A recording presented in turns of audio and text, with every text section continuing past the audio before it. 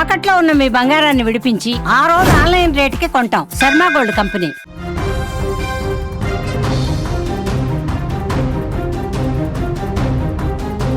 పశ్చిమాసియాలో యుద్ధం ఇప్పుడు సముద్ర మార్గాలకు పాకింది. ప్రపంచ వాణిజ్యానికి కీలకమైనటువంటి హార్మోజ్ జలసంధి రక్తసిక్తమైంది. దుబాయ్ నుంచి భారత్కు వస్తున్నటువంటి ఒక భారీ వాణిజ్య నౌక పైన ఇరాన్ భీకర దాడికి పాల్పడింది. ఈ దాడితో ఒక్కసారిగా గల్ఫ్ దేశాలతో పాటు అటు భారత్లోనూ ఆందోళన మొదలైంది.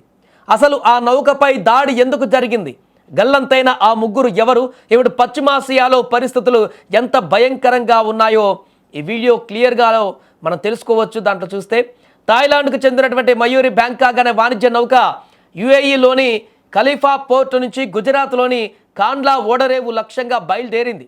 ఈ నౌక థాయ్ కంపెనీ అయినటువంటి ప్రెషియాస్ షిప్పింగ్ PCL దానికి చెందినటువంటిది. అయితే హర్ముజ్ జలసంధిని దాటుతున్నటువంటి సమయంలో ఇరాన్ బలగాలు ఈ నౌకను లక్ష్యంగా చేసుకున్నారు.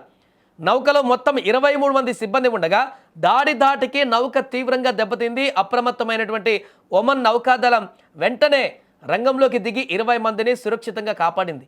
కానీ విషాదకరమైనటువంటి విషయం ఏంటంటే ముగ్గురు సిబ్బంది గల్లంతైపోయారు. వారి ఆచూకీ ఇంకా తెలియట్లేదు.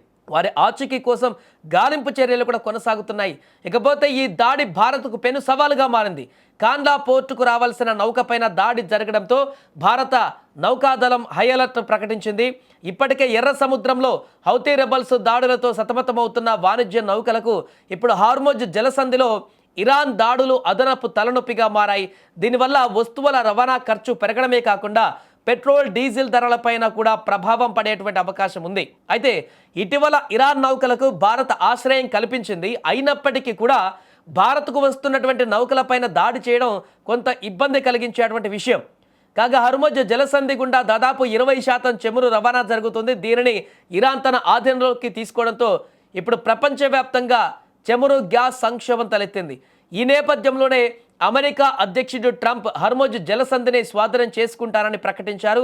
తాజాగా ఇరాన్ ఆ మార్గం గుండా ప్రయాణించిన నౌకపైన దాడి చేయడంతో ఉద్రిక్తతలు మరింతగా పెరిగాయి.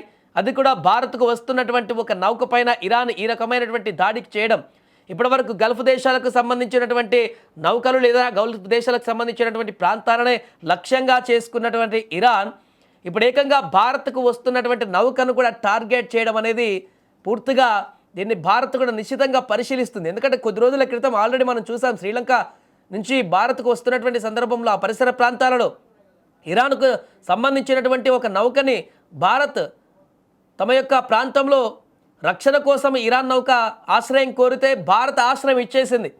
అక్కడ అమెరికా దాడి చేస్తుంది. ఆ యొక్క సముద్ర మార్గంలో కొంతకాలం భారత నౌకాశ్రయాలలో ఆశ్రయం కోరితే భారత్ నిర్మోహమాటంగా ఎలాంటి భేషజాలకు వెళ్లకుండా ఇబ్బందుల్లో ఉన్నటువంటి ఒక నౌక, ప్రమాదానికి గురి కాబోతున్నటువంటి ఒక నౌకకు ఆశ్రయం కల్పించడం ఆ బాధ్యత అన్నట్టుగా ఆ యొక్క నౌకకి భద్రత కల్పించింది. కానీ ఇప్పుడు ఇరాన్ ఏం చేసింది, భారత్కు వస్తున్నటువంటి నౌకను నేరుగా అటాక్ చేసి ఇప్పుడు అందులో ఉన్నటువంటి ముగ్గురు సిబ్బంది గల్లంతయ్యారు. వారు ఉన్నారా పోయారా ఏమైందో కూడా తెలియనటువంటి పరిస్థితి. ఆ నౌకలో ఉన్నటువంటి సామాగ్రి ఎలాంటి వస్తువులు ఉన్నాయో తెలియదు. అవి కూడా పూర్తిగా కొలాప్స్ అయ్యేటువంటి పరిస్థితి. ఇరాన్ చేస్తున్నటువంటి ఈ పరిణామం అంటే రాబోయే రోజులలో అన్ని దేశాలతో కూడా కయ్యం పెట్టుకోవడానికి సిద్ధంగా మారినట్టుగా తెలుస్తుంది. ఇరాన్ ఎవరిని కూడా కన్సర్న్ చేయకుండా ఈ రకంగా ముందుకు వెళ్తే ఇరాన్కు తీవ్ర పరిణామాలు కూడా ఎదురయ్యేటువంటి అవకాశాలు ఉన్నట్టుగా చాలా స్పష్టంగా నిపుణులు కూడా చెప్తున్నారు. ఎందుకంటే ఇరాన్కి ఆపోనెంట్గా ఉన్నటువంటి శత్రువులపైన దాడి చేయడం ఓకే, పూర్తిగా వారిని దాడి చేస్తున్నటువంటి వారిపైన దాడి చేయడం కూడా ఓకే. కానీ ఎటు వారికి మద్దతు తెలిపేటువంటి వారు లాంటి వాళ్ళు కానీ లేకుంటే ఎవరి వైపు బ్యాలెన్స్గా ఉంటూ ఎవరి వైపు వెళ్ళకుండా బ్యాలెన్స్గా ఉన్నటువంటి దేశాలపైన కానీ దాడులకు తెగితే అవి కూడా ఆటోమేటిక్గా శత్రు దేశాలుగా మారేటువంటి ప్రమాదం ఉంటుంది. ఆ తర్వాత ఇరాన్ మరింత నష్టపోయేటువంటి అవకాశం ఉంటుంది. ఏదైనా కానీ హర్ముజ్ జలసంధిలో ఈరోజు జరిగినటువంటి దాడి అయితే భారత్ క్షుణ్ణంగా పరిశీలిస్తుంది. దీనికి సంబంధించి ఇప్పటికే అలర్ట్ కూడా ప్రకటించింది నౌకాశ్రయాల అన్నింటిలో కూడా పోర్టుల్లో. మరి ఎలాంటి నిర్ణయం తీసుకుంటుంది భారత ప్రభుత్వం దీని గురించి అనేది చూడాలి.